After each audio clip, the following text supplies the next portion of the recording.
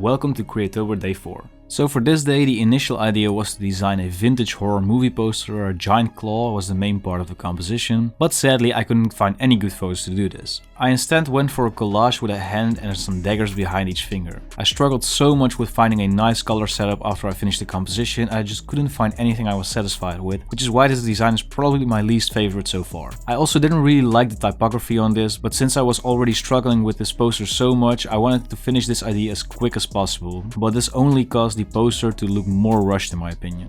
I finally decided on some colors that I liked, but looking back at the poster, I still think this could be improved on. So if you want to get the project file from this video, you can become a Patreon member. All of the 31 project files from Creatober will be available for the inner core members on my Patreon channel. So that means that you can get the PSD files, Illustrator files, Cinema 4D files, anything that I use in that project.